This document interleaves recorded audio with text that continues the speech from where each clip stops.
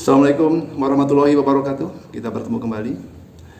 Di sini Pak Lutfi akan menyampaikan materi pengenalan kurikulum 2013 ya. Jadi kita sekarang menggunakan kurikulum 2013.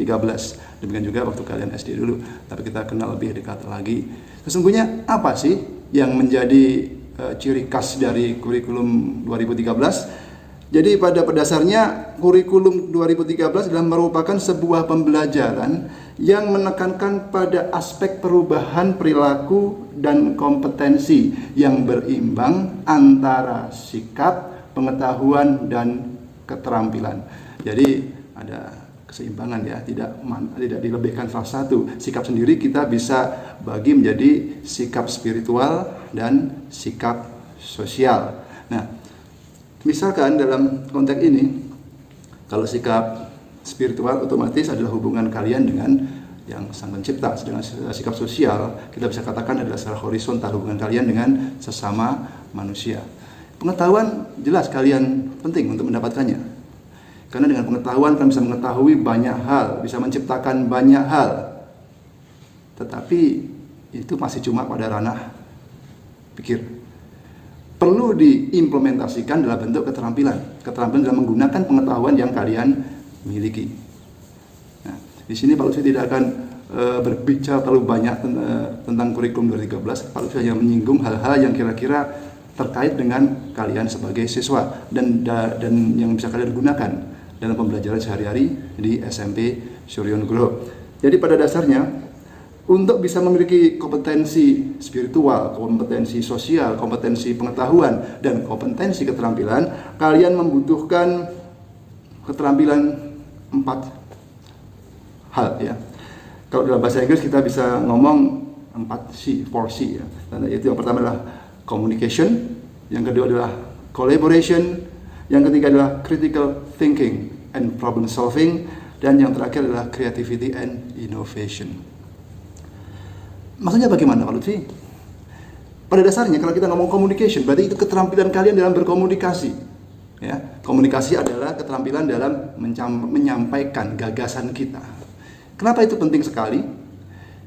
Kalian bisa ingat bahwa betapapun bagus ide kalian, betapapun bagus pikiran kalian, pendapat kalian, tetapi kalau kalian tidak mampu menyampaikannya kepada orang lain, maka itu hampir tidak berguna sama sekali. Atau bahkan kalau kalian menyampaikan gagasan kalian, pendapat kalian dengan cara yang salah, maka akibatnya bisa berbeda sekali. Contoh gampangnya saja, mungkin kalau ada dalam konteks sekarang ini ya, pandemi COVID-19, ada PPKM darurat ya. Bayangkan seorang aparat dari pemerintah, mungkin polisi, Pamong Praja menegur seseorang yang melanggar protokol kesehatan. Kalau dia bisa mengkomunikasikan dengan baik, mungkin dengan cara yang baik, dengan cara yang logis, ramah, penuh empati, ya, maka si pelanggar tadi akan bisa menerima dengan baik pula dan mungkin akan memperbaiki sikapnya. Tetapi kalau dia menyampaikannya dengan kata-kata yang arogan, karena mungkin dia merasa berkuasa, saya adalah aparat pemerintah, kamu gini, tidak boleh begini, itu, maka yang terjadi adalah kesalahpahaman, karena akan timbul emosi dari si pelanggar tadi. Dia memang bersalah, tapi dia tidak terima kalau di kata-kata lain seperti itu. Jadi itulah pentingnya kemampuan berkomunikasi ya. Dalam bahasa Jawa sendiri ada istilah benar, ada istilah benar ya. Jadi yang benar belum tentu benar. Contoh gampangnya begini. Mungkin saja orang tua kalian pernah berbuat salah. Bahkan mungkin guru-guru kalian termasuk Pak Lutfi sendiri kedepannya akan pernah berbuat salah pada kalian. Tetapi kalian kalau menyampaikannya dengan kata-kata yang mungkin kurang tepat, kata-kata yang vulgar, kasar atau menyinggung, maka juga tidak tepat. Karena bagaimanapun juga mereka adalah orang tua kalian, mereka adalah guru-guru kalian. Jadi kemampuan berkomunikasi ini penting, karena kedepannya yang dituntut dari kita adalah bagaimana agar apa yang kita inginkan, apa yang ada pada pikiran kita bisa tersampaikan, ya, Bukan cuma kita cari menang-menangan. Mungkin akan memuaskan kalau kita bisa melampiaskan emosi kita dengan kata-kata. Ya. Tetapi itu juga tidak baik, karena akibatnya adalah apa yang kita inginkan, apa yang kita tuju malah tidak terwujud. Itulah kemampuan berkomunikasi. Besok di dalam konteks pembelajaran kemampuan berkomunikasi ini berarti Pak Lutfi minta kalian berani bertanya. Kalau ada masalah, ada yang tidak jelas, ada yang kurang jelas atau kurang pas, atau mungkin Pak Lutfi berbuat salah, ada kesalahan yang Pak Lutfi ajarkan, tolong beritahu Pak Lutfi. Seringkali anak-anak tidak berani. Tidak masalah. Pak Lutfi dan guru-guru yang lain, bahkan juga orang tua kalian, siap untuk ditegur. Tapi ingat, dengan tidak melupakan adat ketimuran, ya, dengan tidak melupakan sopan santun. Ya.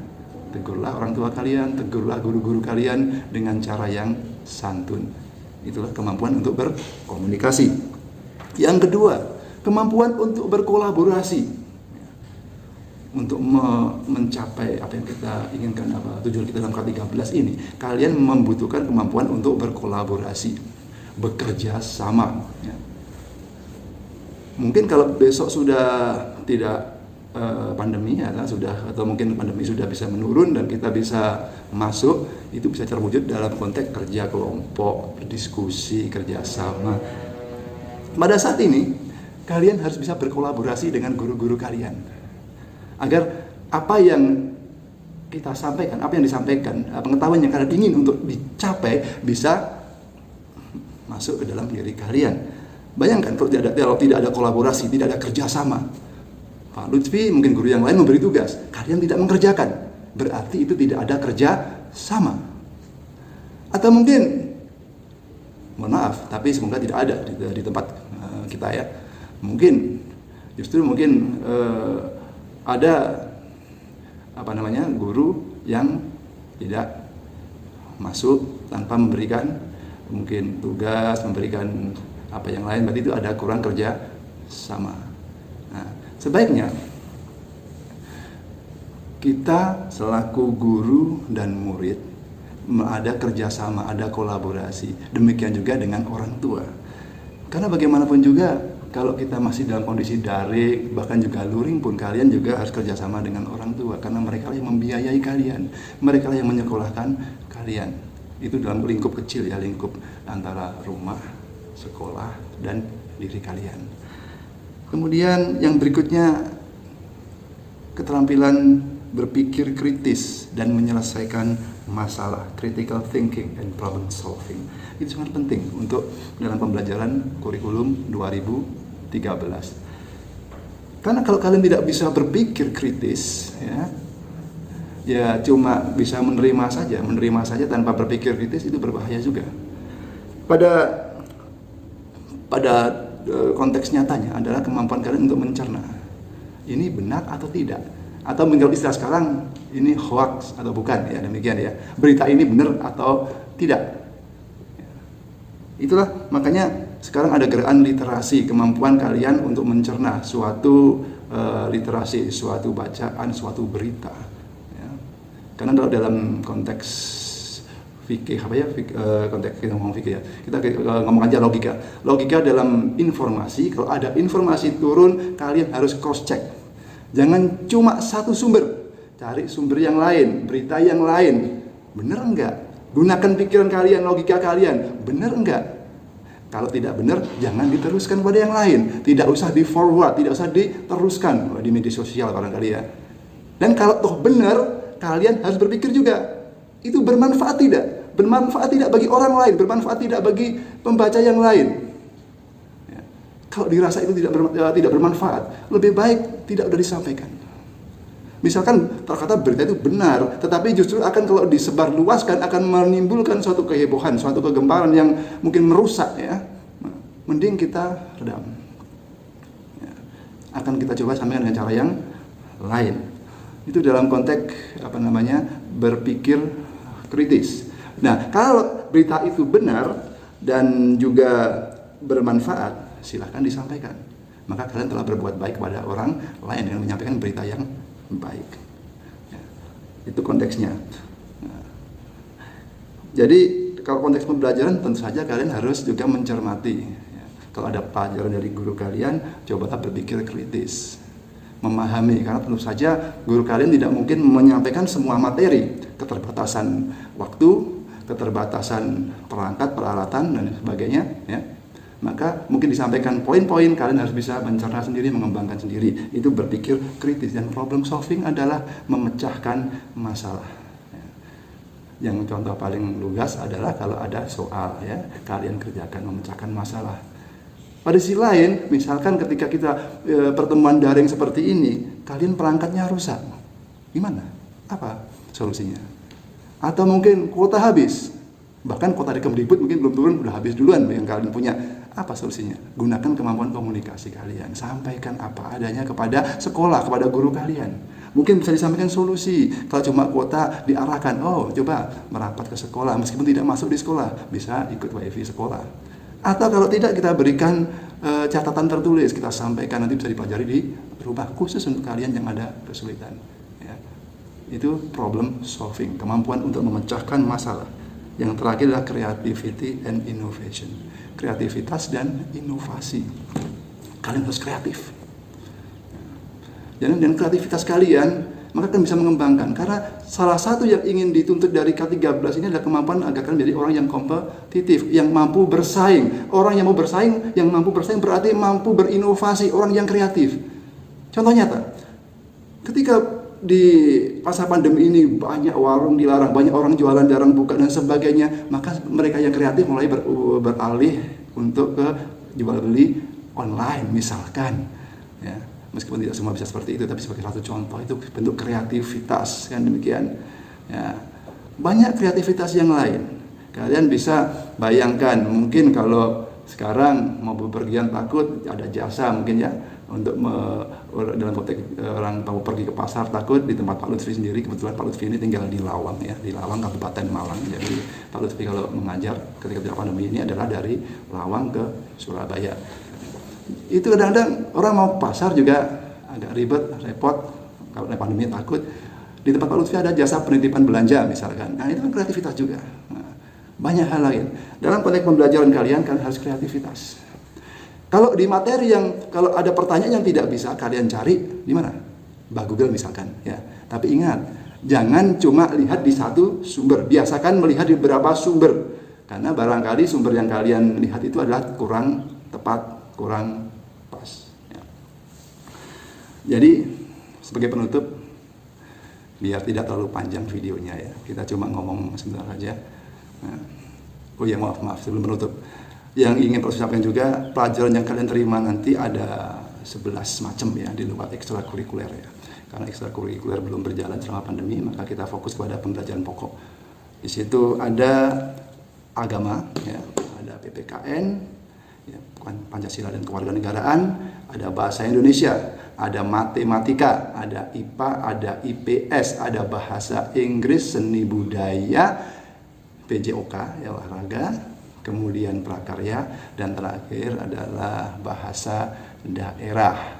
Biasanya guru-guru kalian setiap selesai satu bab atau mungkin satu KD, dalam ada ya, itu istilah dalam kurikulum, ya, mungkin akan diadakan ulangan harian. Jadi kalian selalu bersiap-siap untuk ulangan harian. Setelah ulangan harian mungkin ada ulangan tengah, pasti, ya, nggak mungkin ada ulangan tengah semester. Kemudian ada sekarang istilahnya akan, ya, penilaian tengah semester PTS. Kemudian ada penilaian akhir semester untuk semester 1. Kemudian untuk semester 2 istilahnya adalah penilaian akhir tahun, yaitu untuk kenaikan kelas. Besok ketika kalian kelas 2 nanti mungkin ada, kalau seperti program saat ini, ada uji literasi, ya, asesmen nasional itu, ya. Nah, jadi di kelas 3 akan menemui yang namanya ujian sekolah. Itu nanti yang salah satu penentu kelulusan kalian. Karena untuk nilai kelulusan diambil dari rata-rata ujian sekolah, baik praktik maupun tertulis, yang di rata-rata dengan nilai rapot kalian. Tentu saja tidak lepas dengan penilaian dari perilaku kalian, yaitu penilaian tentang sikap, ya. Sikap itu dinilai dari sikap, namanya sikap religiusitas, sikap dan sikap sosial kalian. Loh, Pak, kalau sikap sosial bagaimana menilainya, Pak? Kalau pelajaran bisa tertulis, kalau sikap sosial bagaimana menilainya? Gampang saja. Dari sikap kalian bisa dilihat dari keaktifan kalian mengikuti pembelajaran. Kalau daring ya aktif diikuti, ya. Dan juga dari sopan santun kalian, ya. Dari tata krama kalian itu sikap. Kalau keterampilan, selain pengetahuan ada keterampilan ya. Kalau pengetahuan kita bisa ngecek dengan ujian tertulis. Oh, ini adalah titik-titik, sebutkan titik-titik, demikian. Kalau keterampilan apa? Biasanya kita memberikan penilaiannya, mengambil nilainya dari bentuk tugas yang berbentuk proyek. Kalau Pak Lutfi sebagai guru bahasa Inggris biasanya akan meminta kalian untuk mungkin membaca sebuah karangan dalam bahasa Inggris, ya. Atau mungkin membuat sebuah video pendek. Jadi itu tentang keterampilan. Bagaimana mempraktekkan pengetahuan yang telah kalian dapat. Oke, sekarang betul-betul penutup. Sudah terlalu panjang ini, sudah 17 menitan ya. Oke. Kalau kalian ingin sukses, maka ingatlah bahwa kalau kita ngomong istilahnya tidak ada makan siang gratis. Ya. Apapun yang kita lakukan pasti ada konsekuensinya. Kalau kalian tidak ingin belajar saat ini, maka kalian akan menerima konsekuensinya bahwa pengetahuan kalian besok kurang, atau mungkin masa depan kalian kurang terjamin, ya. Dan demikian untuk melanjutkan ke pendidikan yang lebih tinggi. Kalau kalian mau bersusah payah sekarang saat ini belajar keras, ya, maka konsekuensinya besok akan menuai kemudahan-kemudahan untuk melanjutkan ke pendidikan yang lebih tinggi atau mungkin dalam kehidupan di masyarakat. Ya, kan demikian. Jadi kalau kalian ingat bahwa kalau zaman dulu kalau di cerita-cerita itu kan orang sakti ya. Orang sakti itu selalu untuk biar mendapatkan ilmu kesaktian itu bertapa. Bertapa itu berarti apa sih? Mengekang hawa nafsu. Maka sekarang adalah waktu kalian untuk bertapa, ya. Bertapa. Mengurangi apa yang menjadi kesenangan kalian. Wah, saya nggak malas belajar, saya lebih suka main. Bertapa. Ngempet nih bahasa Jawa nih. Ya, dikurangi mainnya, tetap disisihkan untuk belajar. Bermain penting, belajar penting, dua-duanya harus sejalan. Belajar tok tanpa bermain, tanpa bergaul, aduh susah juga, stres ya. Tapi terlalu asik bermain lupa belajar, hancur. Ya, harus seimbang. Bertapa, kayak orang berpuasa ada berbukanya. Berpuasa terus gak berbuka, dosa, mati lagi. Ya, nggak makan, nggak minum ya.